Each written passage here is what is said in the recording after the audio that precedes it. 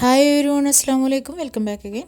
ഇന്ന് വീണ്ടും സിമ്പിളായിട്ടുള്ള ഒരു ബ്രേക്ക്ഫാസ്റ്റ് റെസിപ്പി ആയിട്ടാണ് വന്നിട്ടുള്ളത്. അപ്പോൾ അതിന് മുന്നേ ആയിട്ട് നമുക്കിന്ന് കുറച്ച് ടെസ്റ്റിമോണിയൽസ് പിക്സ് ഉണ്ട്. അപ്പോൾ അതൊക്കെ ഒന്ന് കണ്ടിട്ട് നമുക്ക് റെസിപ്പിയിലേക്ക് പോവാം.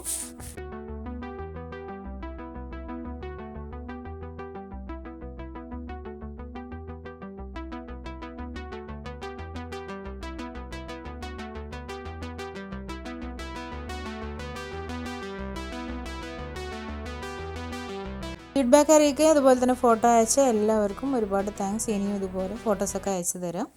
അപ്പോൾ ഇന്നത്തെ റെസിപ്പിയിലേക്ക് കിടക്കാം. ബാക്കി വന്നിട്ടുള്ള ചോറ് വെച്ചിട്ടുള്ള നല്ലൊരു അടിപൊളി പത്തിരിയാണ് ഇന്ന് തയ്യാറാക്കാൻ പോകുന്നത്. അപ്പോൾ ഞാനിപ്പോൾ ഇവിടെ തലേ ദിവസം ബാക്കി വന്നിട്ടുള്ള ചോറാണ് എടുക്കുന്നത്. ജയരി വേവിച്ചെടുത്തിട്ടുള്ള ചോറാണ് കേട്ടോ. ഇനിയിപ്പോൾ അത് മട്ടരി ചോറായിരുന്നാലും കുഴപ്പമൊന്നുമില്ല. ഞാനിപ്പോൾ ഇവിടെ 2 കപ്പ് ചോറാണ് എടുക്കുന്നത്. അപ്പോൾ അതിലേക്ക് 1 കപ്പ് അരിപ്പൊടി ഞാനിപ്പോൾ ചേർത്ത് കൊടുക്കുന്നുണ്ട്. ഏത് അരിപ്പൊടി ആയിരുന്നാലും കുഴപ്പമില്ല. ഞാനിപ്പോൾ ഇവിടെ എടുത്തിട്ടുള്ളത് വറുത്ത അരിപ്പൊടിയാണ്. അപ്പോൾ ഇത് നന്നായിട്ടൊന്ന് മിക്സ് ചെയ്ത് കൊടുക്കുക. ഇനി ഇതിലേക്ക് ആവശ്യത്തിന് ഉപ്പും കൂടെ ചേർത്തിട്ട് നന്നായിട്ടൊന്ന് മിക്സ് ചെയ്ത് കൊടുക്കണം കേട്ടോ. പിന്നെ ചോറിൻ്റെ ആ ഒരു വേവിൻ്റെ പരുവത്തിനനുസരിച്ചാണ് നമുക്കിതിലേക്ക് അരിപ്പൊടി ആവശ്യം വരിക. അപ്പോൾ ഞാനിപ്പോൾ വേവിച്ചെടുത്തിട്ടുള്ള ചോറ് എന്ന് പറയുന്നത് നന്നായിട്ടൊന്ന് വെന്ത് കുഴഞ്ഞ പരുവത്തിലാണ് കേട്ടോ ഉള്ളത്. അപ്പോൾ അതുകൊണ്ട് തന്നെ ഇനിയൊരു 1/2 കപ്പ് അരിപ്പൊടിയും കൂടെ നമുക്ക് ചേർക്കേണ്ടി വരും. അപ്പോൾ ആദ്യം തന്നെ നമുക്ക് ഇപ്പോൾ ഈ ഒരു മിക്സ് ചെയ്തിട്ടുള്ള ചോറ് നമുക്ക് മിക്സിയുടെ ജാറിലേക്ക് 2 പാർട്ടായിട്ട് ഇട്ടിട്ട് നന്നായിട്ടൊന്ന് അരച്ചെടുക്കാം.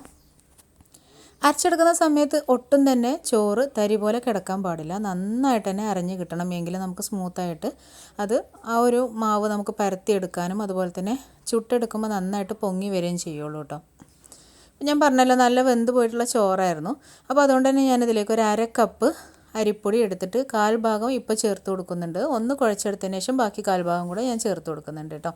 അപ്പോൾ ഞാനിപ്പോൾ മട്ടയരിച്ചോറൊക്കെ യൂസ് ചെയ്യുന്ന സമയത്ത് കറക്റ്റ് ആ ഒരു പാകത്തിന് വെന്ത് ഊറ്റിയെടുക്കുന്ന സമയത്ത്, അതുകൊണ്ട് പത്തിരി ഉണ്ടാക്കുമ്പോൾ എനിക്ക് മൊത്തം 2 കപ്പ് ചോറിന് 1 കപ്പ് അരിപ്പൊടിയാണ് ആവശ്യം വരാറുള്ളൂ കേട്ടോ.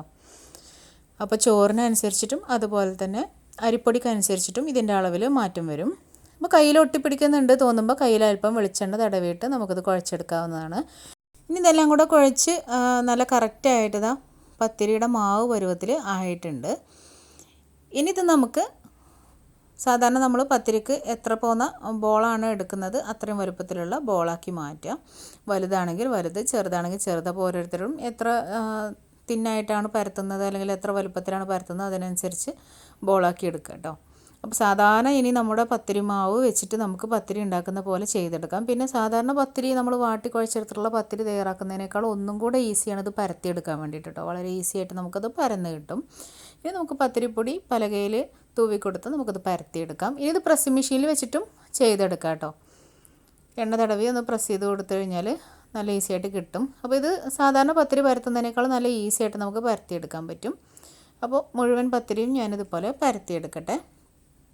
അപ്പോൾ ചോറിൻ്റെ തരി ഉണ്ടായിരുന്നു കഴിഞ്ഞാൽ ഇതിങ്ങനെ പരത്തുമ്പോൾ പൊട്ടിപ്പോകും കേട്ടോ. അപ്പോൾ അതൊക്കെ ശ്രദ്ധിക്കണം. ചോറ് നന്നായിട്ട് തന്നെ നല്ലതായിട്ട് അരച്ചെടുക്കുക.